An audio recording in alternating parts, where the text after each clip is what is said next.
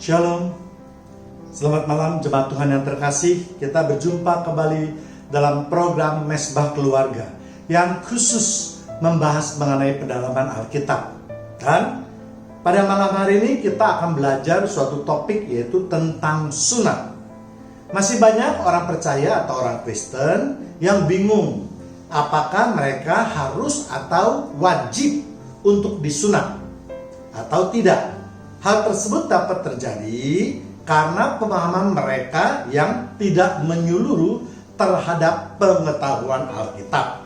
Untuk itu, mari jemaat Tuhan yang terkasih, kita sekarang banyak sekali waktu di dalam masa COVID-19 ini, dan pergunakanlah sedikit waktu itu untuk membaca firman Tuhan, agar kita bisa lebih memahami firman Tuhan langsung dari sumbernya. Sebab jika kita hanya mengandalkan pengetahuan kita berdasarkan khotbah-khotbah, maka ini juga sedikit rentan, ya, karena tergantung daripada si pengkhotbah. Kalau mendapatkan pengkhotbah yang baik, ya itu tentu hasilnya juga pasti baik, ya. Tetapi kalau mendapatkan pengkhotbah yang asal jadi di dalam membawakan firman Tuhannya, maka tentu ini pengetahuan jemaat Tuhan yang terkasih bisa melenceng dari arah atau dari kebenaran, ya. Apalagi ini juga seringkali menjadi bahan ejekan bagi tetangga kita yang di sebelah itu, ya, yang mereka merasa bangga sekali kalau mereka itu sudah melakukan sunat jasmani. Padahal kalau kita tahu bangsa Israel itu jauh ribuan tahun sebelum mereka mengenal sunat, bangsa Israel, bangsa Yahudi sudah melakukannya. Dan memang ini diambil mereka daripada pengajaran kitab Perjanjian Lama, ya. Mereka tidak merasa perlu untuk memperbaiki perilaku mereka, tetapi dia lebih bangga dengan arti sunat jasmani, ya. Mari kita lihat ke belakang. Apa yang dikatakan sunat mengenai di Perjanjian Lama? Sunat diwajibkan bagi bangsa Israel, dan ini merupakan perjanjian antara Tuhan dengan Abraham dan berlaku turun-temurun sampai kedatangan Yesus Kristus di dunia ini. Ya, mari kita baca dulu di kitab Kejadian 17 ayat 10. Inilah perjanjianku yang harus kamu pegang, perjanjian antara aku dan kamu serta keturunanmu, yaitu setiap laki-laki di antara kamu harus disunat, ya. Jadi jelas perjanjian tadi mengatakan bahwa setiap laki-laki itu harus disunat, berarti dia harus tunduk pada perjanjian yang dibuat antara Abraham dengan Tuhan, ya. Apa itu isi perjanjiannya? Isi perjanjiannya yaitu bahwa Tuhan akan memberikan keturunan kepada Abraham seperti bintang di langit, dan akan memberikan tanah perjanjian kepada keturunannya, ya. Sebaliknya keturunan Abraham harus mengakui bahwa hanya ada satu Tuhan di dalam kehidupan mereka, ya. Suatu perjanjian akan menjadi batal kalau ada salah satu pihak yang melanggarnya, ya. Dan tentu saja ada konsekuensinya bagi mereka yang melanggar, ya. Mereka harus memikul akibat daripada yang melanggar perjanjian tersebut, ya. Hal ini dapat kita lihat misalnya Musa ketika dia lupa menyunatkan anaknya, ya. Dia hampir saja mati di tangan Allah. Beruntung Sipora, istrinya itu, melakukannya untuk menyelamatkan nyawa Musa, ya. Jadi di dalam perjanjian ini itu Tuhan tidak melihat apakah dia itu orang yang dipilih, apakah orang itu kuat, apakah orang itu memiliki kedudukan, atau orang itu adalah imam dan seterusnya, ya. Semua pihak yang terikat di dalam perjanjian tersebut maka harus tunduk pada isi perjanjiannya, ya. Sehingga dengan demikian maka hukum-hukum Tuhan itu berlaku atas bangsa Israel, ya. Sedangkan bangsa Israel, bagi bangsa Israel itu sunat merupakan suatu ketaatan, Ya, dapat. Jadi untuk lebih jelasnya mungkin jemaat Tuhan yang terkasih dapat membacanya di kitab Kejadian tadi dari ayat 1 sampai pada ayat 14. Kemudian mari kita lihat apa yang dimaksud sunat di dalam perjanjian baru. Ya, kita lihat di 1 Korintus 7 ayat 19. Sebab bersunat atau tidak bersunat tidak penting. Yang penting ialah mentaati firman Allah, hukum-hukum Allah, ya. Jadi Alkitab sudah dengan tegas dan jelas menyatakan bahwa buat orang percaya, buat orang Kristen, bahwa bersunat atau tidak bersunat itu tidak merupakan hal yang penting. Yang terpenting adalah mentaati hukum-hukum Allah. Atau dengan kata lain, sebagai orang percaya, kita tidak perlu mempermasalahkan sunat secara jasmani, ya. Memang jika ditinjau dari kesehatan, sunat jasmani itu baik, ya. Bukan berarti hal itu dilarang, ya, tapi bukan wajib, bukan harus disunat setiap laki-laki, ya. Tetapi yang terpenting seperti yang tadi mengatakan bahwa yang penting adalah bagaimana kita dapat mentaati hukum-hukum Tuhan, ya. Percuma saja kalau kita melakukan sunat jasmani, tetapi kehidupan kita tidak mencerminkan orang yang percaya, tidak mencerminkan orang yang baru, tidak mencerminkan orang yang menanggalkan dosa-dosa yang lama, ya. Nah, ini yang penting, ya. Jadi apakah seseorang itu dikatakan sunat atau tidak, yang penting adalah apakah dia itu masih hidup di dalam dunia lama, manusia lama dia, atau dia sudah menjadi manusia yang baru. Ya, jadi ini penekanan yang paling penting untuk sunat di dalam kitab Perjanjian Baru. Mari kita lihat ayat yang lainnya, yaitu di Kisah Para Rasul 7 ayat 51. Hai orang-orang yang keras kepala dan yang tidak bersunat hati dan telinga, kamu selalu menentang Roh Kudus, sama seperti nenek moyangmu, demikian juga kamu, ya. Jadi di dalam Kisah Para Rasul 7 ayat 51 itu jelas mengatakan lebih bagus kita bersunat hati dan telinga. Nanti akan kita bahas apa yang dimaksud dengan bersunat hati dan telinga. Kamu yang selalu menentang Roh Kudus, ya. Jadi percuma kalau kita melakukan sunat jasmani tetapi selalu kita menentang Roh Kudus. Apa yang maksud dengan menentang Roh Kudus? Ya, kita selalu berbuat dosa. Roh Kudus sudah berbicara dalam hati kita, sudah mengingatkan kita supaya jangan berbuat dosa, tetapi kita masih terus aja melakukan dosa. Nah, ini yang disebut dengan menentang Roh Kudus, ya. Nah, itu juga dipersamakan dengan orang bangsa Yahudi, ya, atau bangsa Israel pada zaman dahulu, ya. Pada zaman dahulu walaupun mereka sudah melakukan sunat jasmani, mereka sudah melihat banyak sekali mukjizat-mukjizat dan pertolongan dari Tuhan, tetapi mereka juga seringkali terus-menerus menentang Tuhan, bersungut-sungut terhadap Tuhan, ya kan? Nah, ini yang tidak disukai oleh Tuhan Yesus, ya.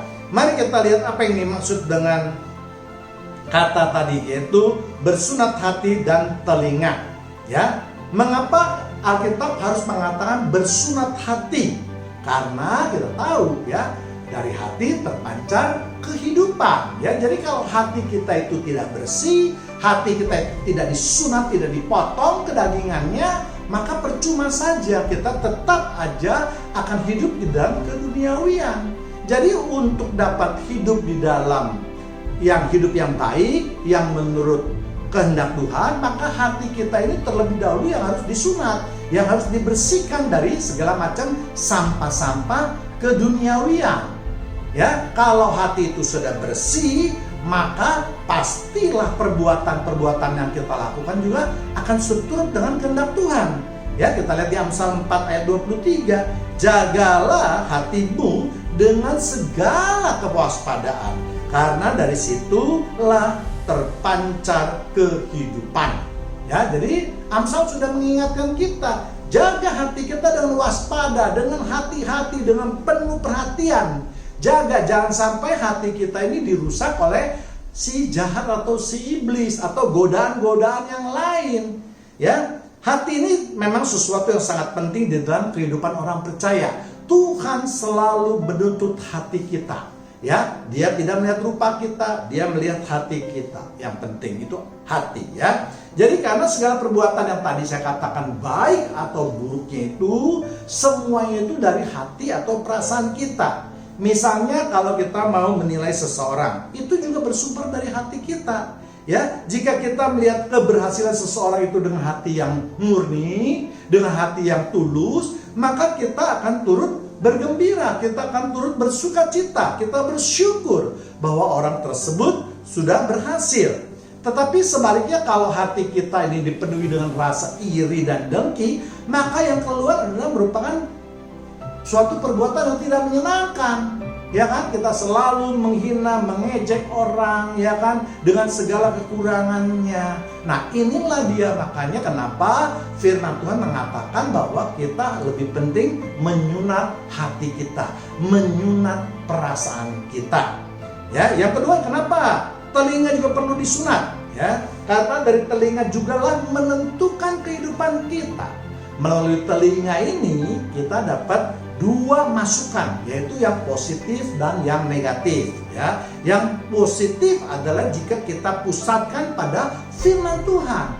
Yang positif adalah kalau kita pusatkan pada pendengaran atau berita-berita yang mendatangkan kebaikan, ya. Tetapi jika kita arahkan kepada yang negatif, maka yang masuk juga tentang cerita-cerita tentang gosip, cerita tentang keduniawian, cerita tentang ketidakpuasan dan seterusnya. Ya, jadi telinga itu sangat penting sekali di dalam menentukan kehidupan kita. Ya, bahkan Pengkhotbah 1 ayat 8 mengatakan segala sesuatu menjemukan sehingga tak terkatakan oleh manusia. Mata tidak kenyang melihat, telinga tidak puas mendengar. Ya, jadi kalau telinga ini kita dituruti terus menerus, maka Pengkhotbah mengatakan itu sia-sia, karena memang tidak akan habis ya berita-berita ini. Sama kalau kita mendengarkan firman Tuhan. Ya, kalau kita mendengarkan firman Tuhan dengan ajaran yang sesat, maka kita juga nanti pasti akan tersesat. Sebaliknya kalau kita mendengarkan firman Tuhan yang baik, yang selurus dengan Alkitab, yang seturut dengan kemauan Tuhan kita, maka kita juga nanti pasti yang berbuat baik. Ya kan? Kita dengan khotbah-khotbah atau video-video saya yang lain, sudah banyak saya memberikan contoh. Ya, saya ulangi lagi lah contohnya lah. Orang yang tidak mau mengakui Yesus, itu ya kan, dengan mengatakan misalnya Natal itu perayaan pagan, ya, mereka tidak mengucapkan selamat kepada orang lain, bahkan kepada dirinya sendiri.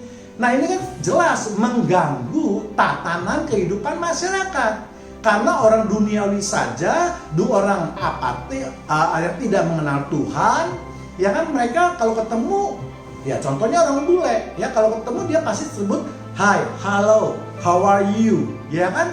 Ya, itu ucapan-ucapan yang biasa keluar dari mulut mereka. Nah, ini ada orang yang ngakunya beragama Kristen, tetapi tidak mengucapkan selamat kepada orang lain. Ketemu kayak orang nggak kenal aja gitu. Apakah ini disebut dengan kebaikan? Ya, tidak usah memakai agama saja, kita sudah mengatakan kalau orang bertemu dengan kita kenal dengan dia. Kalau tidak menyapa itu, kita sudah ngomong ini orang tidak tahu sopan santun. Ya kan? Jadi tidak usah dikaitkan dengan agama. Nah, ini contohnya. Sehingga jemaat Tuhan yang terkasih harus menyunat hati dan telinganya baik-baik, ya. Lalu sekarang bagaimana praktek di dalam kehidupan kita? Ya. Kalau kita ini masih terus berasal daging itu lemah, tidak mempunyai kemauan untuk berubah, maka kita selamanya tidak akan berubah. Ya, memang saya mengakui bahwa daging kita memang lemah, tetapi kita harus meminta pertolongan Roh Kudus, Tuhan Roh Kudus, supaya kita terus dikuatkan. Di samping itu juga kita tentu sebagai manusia, sebagai bagian daripada yang harus kita lakukan adalah kita harus terus mendengarkan suara Roh Kudus, ya. Kalau kita sudah tahu mendengar firman Tuhan, misalnya jangan berzina, jangan mencuri, ya sekecil apapun itu jangan kita lakukan. Ya, karena kalau kita lakukan dengan alasan ya cuman sekali, ya kan ini cuman yang kecil saja, berbohong kan yang kecil saja. Nah, ini yang susah. Kita tidak bisa mentolerir segala macam jenis dosa. Ya, karena saya pernah buat di video saya, ya tidak ada dosa itu yang besar maupun dosa yang kecil. Ya, bagi jemaat Tuhan yang ingin mengerti tentang dosa, bisa dilihat di video saya yang lain yang saya beri judul dosa yang tidak mendatangkan maut. Ya, jadi mari kita, ya saya rasa Tuhan sudah membantu kita juga dengan COVID-19 ini. Makanya ini juga kalau dengan kita hati dan telinga kita yang positif. Banyak orang yang mengatakan COVID-19 ini merusak tatanan hidup kita, merusak hobi kita. Yang biasanya kita hobinya ke mall, hobinya kita ke kafe, makan-makan di restoran, kumpul-kumpul yang hanya tidak juntrung kegunaannya, tidak tahu arahnya, cuma hehehe saja. Ya, sekarang Tuhan mendatangkan COVID, ya. Kalau dulu alasannya, wah Tuhan, saya tidak punya waktu banyak. Padahal waktunya bukan tidak banyak, tidak bisa mengatur waktu. Tuhan memberikan waktu yang cukup buat kita. Tetapi kita manusia yang terus mempergunakannya sesuai dengan kemauan daging. Ya, nah sekarang dengan ada COVID, Tuhan sudah membantu kita. Kita harus tinggal di rumah, ya kan? Sehingga waktu kita lebih banyak. Kita juga bisa bercengkrama dengan keluarga kita, dengan anak-anak kita, dan seterusnya. Inilah yang saya maksudkan dengan pemikiran yang positif, hati yang positif, pendengaran yang positif. Ya, kalau didengarkan negatif terus, wah, kita bisa stres ya, jemaat Tuhan yang terkasih ya. Kemudian kita lihat juga misalnya di COVID-19 ini, hal-hal apa yang harus kita lakukan misalnya? Ya, menyunat hidup dan perilaku kita. Ya, menyunat hidup dan perilaku kita. Yang pertama yaitu menyunat cinta akan uang. Ya, kalau selama ini banyak orang yang gila kerja ya, dari pagi bangun sampai sore bahkan sampai malam kerja di kantor ataupun buka toko sampai tengah malam, larut malam, tanpa mengindahkan kesehatannya dan mengabaikan keluarganya, mengabaikan kewajibannya sebagai anggota keluarga. Nah, ini Tuhan sudah ingatkan. Ya, Tuhan berikan COVID ya. Kalau mau buka sampai tengah malam pun percuma, nggak ada yang beli misalnya ya. Jadi terpaksa tutup sore. Nah, dengan demikian pulang ke rumah bisa istirahat, bisa hidup dengan baik, bisa mencengkeram dengan anak-anak ya. Dan juga bisa melakukan kewajiban-kewajiban kita sebagai orang tua maupun anak. Ya, maka dengan COVID ini saya yakin ya bahwa kalau kita mau positive thinking, kalau kita mau positif mendengarkan hati dan telinga kita, maka kita bisa bersyukur ya, karena ya COVID ini juga ada positif, ada negatifnya ya. Yang jelas Tuhan telah membantu kita untuk menyunatkan cinta akan uang ini. Ya, kita tahu cinta akan uang adalah akar dari semua kejahatan.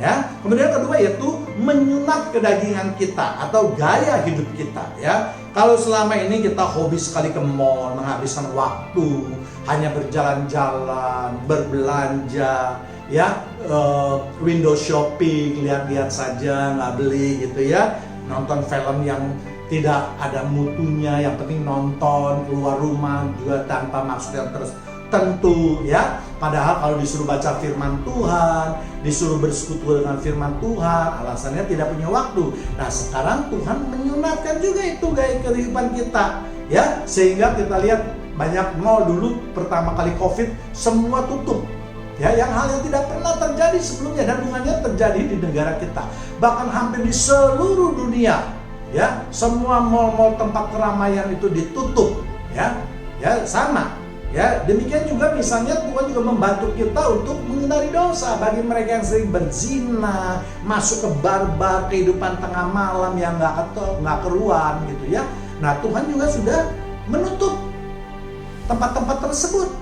Ya, dengan demikian maka sebenarnya tidak ada lagi alasan buat kita yang mengatakan bahwa kita tidak punya waktu karena kedagingan kita lemah dan seterusnya. Tuhan sudah menutup semua hal-hal tersebut. Namun sekali lagi Tuhan memang tidak pernah memaksakan kehendaknya.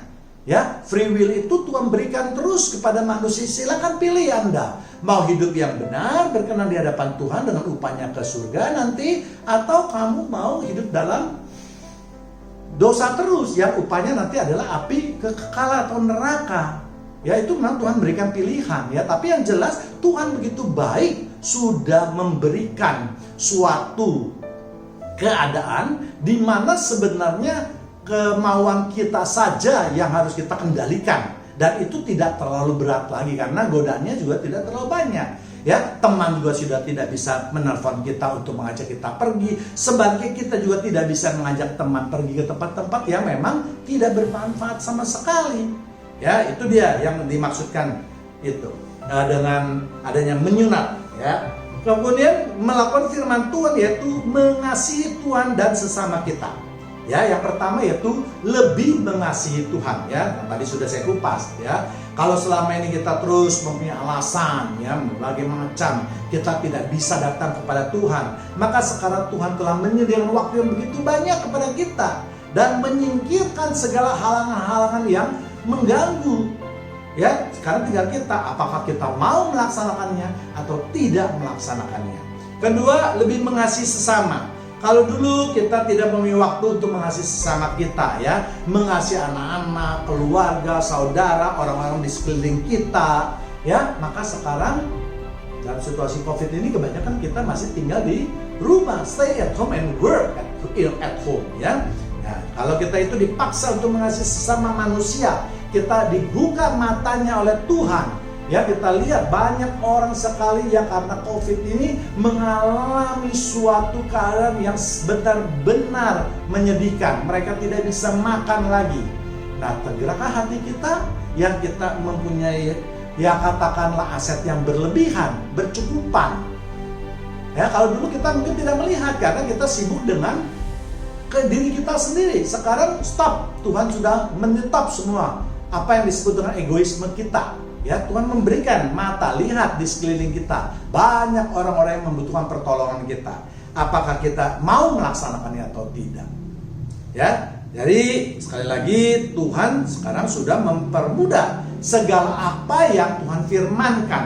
Apa yang harus kita lakukan tanpa sebenarnya kalau menurut saya kita tidak bisa membuat alasan apapun juga. Ya, kalau ada alasan itu alasan yang dipaksakan ya. Pembenaran ya. Ya, yang jadi pertanyaan sekarang sekali lagi adalah apakah kita sadar dengan apa yang Tuhan inginkan dalam situasi seperti ini ya. Karena bagi sebagian orang Covid itu hanya sebagai kayaknya penyakit saja. Dia berharap penyakitnya kalau ini sudah hilang, sudah bebas seperti dulu lagi, sudah mulai lagi ya, hidup dengan hura-hura, hidup dengan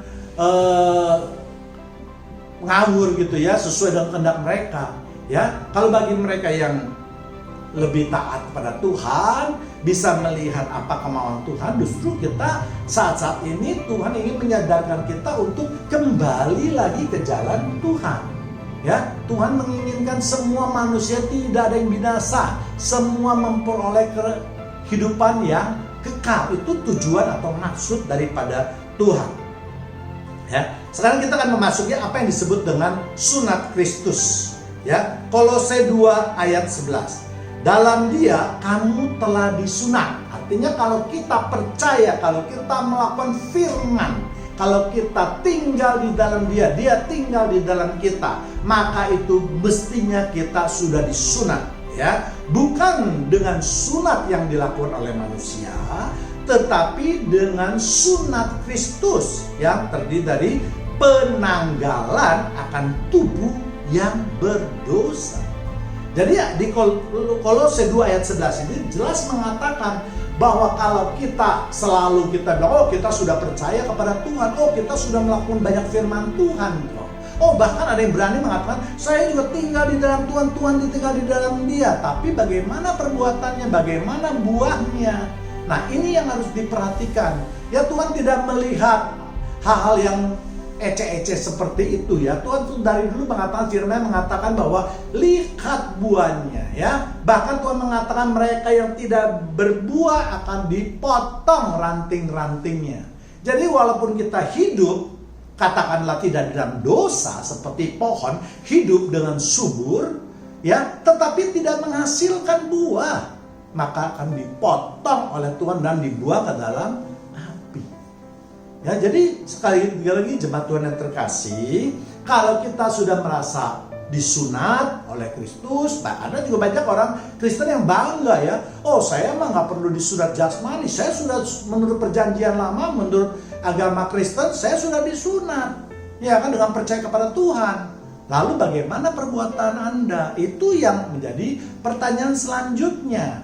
Kalau pertanyaan Anda itu bisa kita sering lihat ya, kalau komen di YouTube mengaku Kristen tapi komen atau kritik langsung dengan kata-kata yang kasar, ya, menghujat, ya, apakah itu yang disebut dengan berbuah?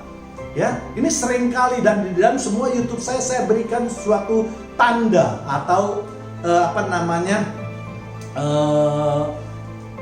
peringatan, ya, bahwa berkomen silakan saja gitu tuh. Yang penting berkomen, dengar dulu semuanya videonya sehingga tidak gagal paham. Ini jangan baru dengar 2 menit, 5 menit langsung sudah merasa diri hebat, langsung komen, wah ini bagaimana, belajar dulu dah di Alkitab, belajar dulu dah perjanjian lama, belajar dulu dah perjanjian baru. Waduh ya, itu sudah juga pernah saya bahas ya. Untuk jemaat Tuhan yang belum mengerti silakan cari di video saya, yaitu hal berkomen ya, atau berkomentar. Ya, jadi ini penting, ini buah loh ya. Jangan buah itu cuma ada di gereja, di dalam rumah ya. Ketika ada orang tua kalian baru takut ya. Di gereja kalian orang tua, anak-anak lihat ada pendetanya baru pura-pura rohani. Tapi keluar dari itu kembali lagi pakai topeng ya. Ini topengnya harus dibuang selama-lamanya. Jangan masuk gereja pakai topeng, keluar gereja lepas topeng. Ini nggak ada gunanya hidup seperti itu. Ya, jadi sunat Kristus sudah mengingatkan kepada kita bahwa menanggalkan akan tubuh yang berdosa. Artinya kita sudah tidak boleh lagi hidup di dalam dosa. Ya, saya sudah pernah membahas juga antara jatuh ke dalam dosa dan hidup di dalam dosa ya. Kita sebagai orang percaya memang bisa jatuh di dalam dosa ya, tapi itu sekali-kali dan segera melakukan pertobatan ya. Jadi sekali lagi saya mau katakan bahwa bagi mereka yang sudah menerima firman Tuhan, yang sudah merasa disunat hati dan telinganya, itu makanya harus menjauhi perbuatan dari dosa. Ya, kita harus menanggalkan kehidupan kita yang lama, yang penuh dosa. Ya, sebelum mengenal Yesus Kristus. Dan sekarang kita telah mengenal Yesus Kristus, ternyata telah mengenal firman Tuhan. Maka seharusnya kita bersedia untuk diubahkan menjadi manusia yang baru, manusia yang hidupnya berkenan di hadapan Tuhan. Percuma kalau kamu mengatakan kamu Kristen, kamu sudah disunat, kamu baca firman dan seterusnya, tetapi perilaku kamu itu tidak pernah berubah. Ya, tidak pernah, jangankan yang susah, sopan santun dalam tata krama pergaulan aja banyak dilanggar. Lihat di komen tuh. Ya, sehingga banyak sekali pendeta-pendeta yang boleh bilang yang saya anggap senior, yang sudah bobotnya baik, itu mereka turn off komennya semua. Kenapa? Yaitu karena dengan gelar doktor sekalipun, dengan pengalaman mengajar 40 tahun, 30 tahun sekalipun, dianggap oleh orang-orang muda yang baru kemarin sore membaca Alkitab atau mendengar Alkitab, mereka merasa lebih hebat daripada para pendeta tadi. Ini kan sangat miris sekali gitu loh. Apa ada ya orang-orang Kristen yang seperti itu? Ya, di komen saya udah bilang, kalau kalian merasa hebat, merasa mempunyai talenta, merasa dipakai oleh Tuhan, mari kita buat video yang memberkati. Ya, video saya ini juga berusaha saya buat untuk memberkati. Ya, kalau toh saya berkritik kalian, itu supaya mengubahkan kalian sesuai dengan firman Tuhan ini, supaya kamu bisa berbuah di dalam hidup kamu, supaya kamu bisa turut mengambil dalam kerajaan sorga. Bukankah itu yang kita inginkan? Ya, jadi jangan juga kita mengambil sisi yang negatif. Yang tadi saya bilang, telinga ini bisa positif, bisa negatif. Kalau mengambil yang negatif selalu bilang, wah sombong tuh pendeta, wah sombong tuh pengkhotbah, baru bisa bikin video aja sudah mulai mengkritik-kritik orang. Loh bagaimana, ya kan? Ya, ini semuanya juga terserah. Tuhan saja tidak menentukan atau tidak mengharuskan kita memilih yang tidak berdosa, ya. Tetapi ingat, konsekuensinya harus kita terima nantinya, ya. Nah, sekarang kita akan lihat lagi bahwa memang, ya, sekali lagi bersunat bagi kesehatan itu baik. Jadi kalau bagi orang Kristen yang mau bersunat jasmani, ya silakan saja. Yesus pun melakukan hal yang sama, ya. Tetapi di dalam pengajaran Kristen, di dalam perjanjian baru, kita sebagai umat Yesus tidak perlu atau tidak harus kita melakukan sunat jasmani, tetapi yang penting justru sunat Kristus, ya. Sunat Kristus artinya kita menjauhi perbuatan-perbuatan dosa. Sunat Kristus artinya kita harus berubah dari manusia lama menjadi manusia yang baru. Ya, saya rasa khotbah kali ini sudah cukup jelas, ya. Mudah-mudahan menambah wawasan kita semua, menambah ilmu pengetahuan atau pendalaman Alkitab kita semua, ya. Biarlah firman Tuhan ini memberkati kita semua. Tuhan Yesus memberkati kita semua. Amin.